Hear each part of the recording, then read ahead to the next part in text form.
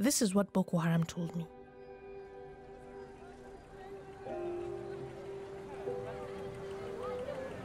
If you really want to get to paradise, this, they say, is such an easy thing to do.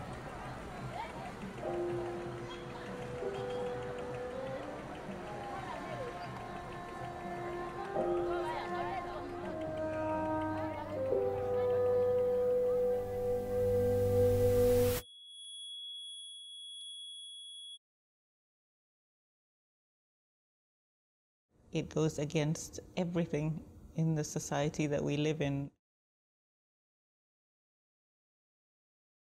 Children as young as 5 are strapped with explosives and sent into mosques, sent into markets and into homes. Some are actually sent back into their own homes.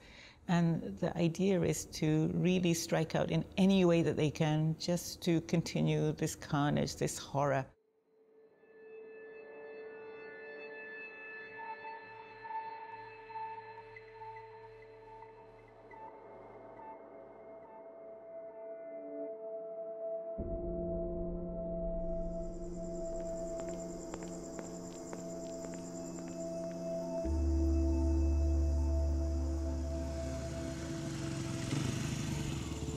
They didn't even have guns.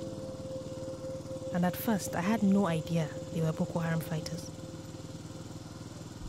These young men were inspired by the ideology and the rhetoric of Boko Haram. We haven't seen a single female suicide bomber that has offered herself up for a suicide mission.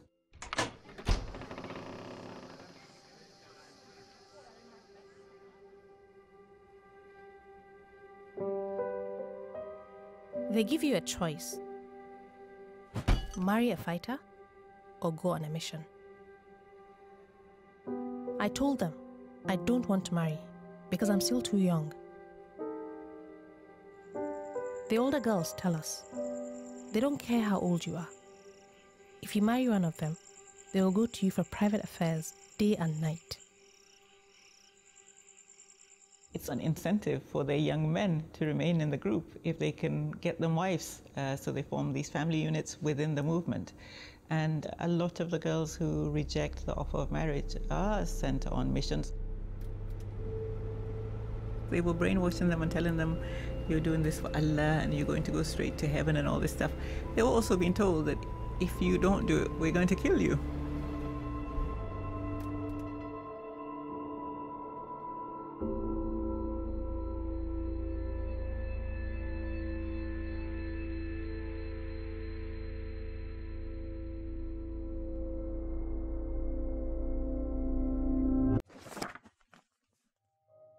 I just like the normal Quran and Hadith teaching. I find their teachings hard to follow. But even though I don't understand properly, I don't think that killing someone could ever be a lawful act. A lot of people have not had much education of any kind, whether it's Western or Islamic. Learning about the Quran doesn't mean that you're learning about Islam, because it's teaching them the Quran in isolation of everything else. And the rest of the teaching is ideology. When your time comes, they tell you to look for a place filled with non-believers, like a church or a crowded marketplace. And when you detonate your bomb, they say you'll enter paradise. On my way into town, I decided to ask the first people I met to untie the vest. But the first people I met were also members of Boko Haram. I spent a month with another group of fighters in a different camp, and just as before, I refused to marry. They tied their own bomb on me and sent me right back out. This time, I ran. If I was caught again, I thought that I would surely be killed. I ran and ran. And when I stopped, I found myself on a farm. I asked the farmers to help me take off the vest and to throw it back into the forest. but they were afraid of me. There's nobody in the Northeast that has not had some experience with Boko Haram, whether directly or indirectly. Almost nobody. Most people have lost somebody as a result of Boko Haram. I think they look at the act rather than the girl, and they think, well, this is a young person who is willing to eliminate our whole community. How can we then take her back?